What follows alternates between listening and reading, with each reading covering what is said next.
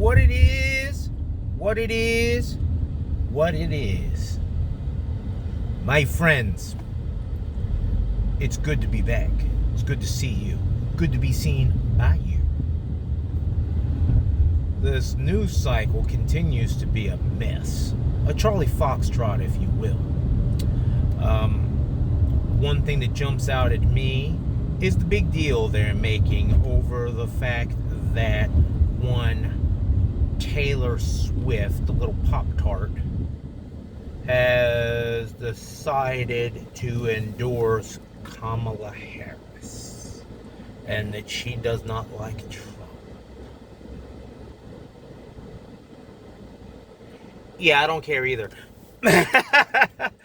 But no, they act like Taylor Swift's opinion carries so much weight, and they act like Taylor Swift is just this amazing somebody. So what? She's a billionaire because she was able to pawn off a whole bunch of subpar songs on a populace that subsists on saccharine sweet filth and mediocre talent.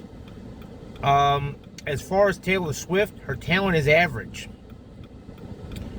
As far as her looks are average. I mean, she's not bad looking, but I'm not like breaking my neck. Oh my God, I gotta be with her. Yeah.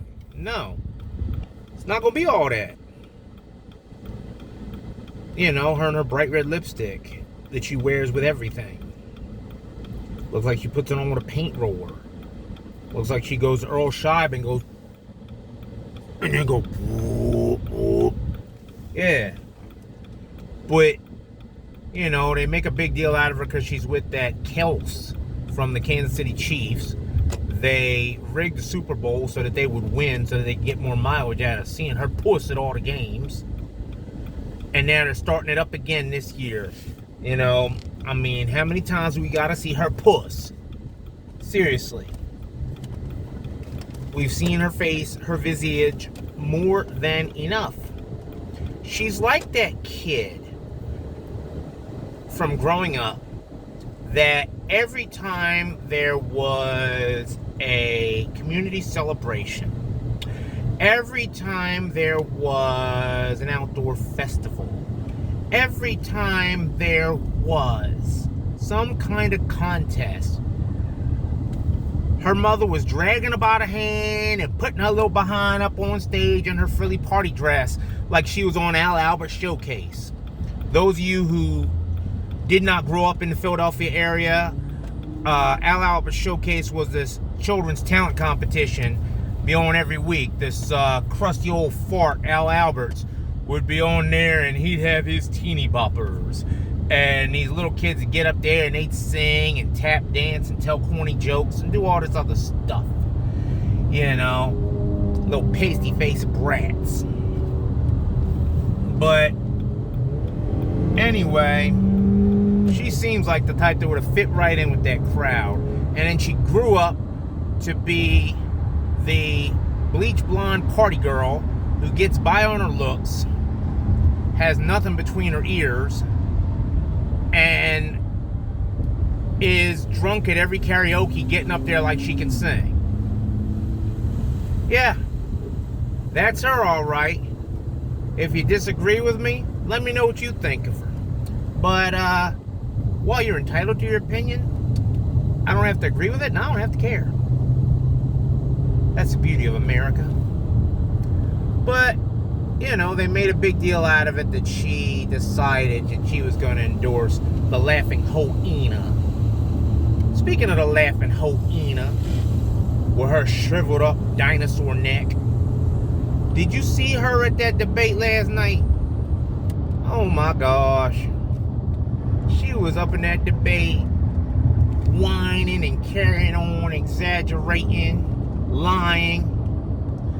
And the moderators were just running interference for her and doing whatever they could to make her look good, constantly telling Donald Trump, we'll get to that later, or fact-checking him and whatnot. I don't know that they ever fact-checked her. If they did, I must have missed it. And, you know, they're trying to correct him on the whole thing, the story about the illegal aliens eating dogs and cats and ducks and geese and things like that. Just because you heard from one city manager, that does not take away the credence of the story. If it was reported on TV, Trump was going off that report, and he said as much. If that report is false, the onus goes back on the media agency that reported it. And there is a lot of false news being reported these days. There's a lot of false news, particularly about Donald Trump. You know it and I know it. Mass media does not want him to win. They don't want him to become president again. They didn't want him to become president last time, and they worked against him during his entire presidency. It was blatantly obvious. And until their puppet masters, the same ones who are Kamala's puppet masters, told them that she was going to be the candidate, they weren't too hot on her. But as soon as they're told she's the candidate, they bow at her throne and kiss her feet.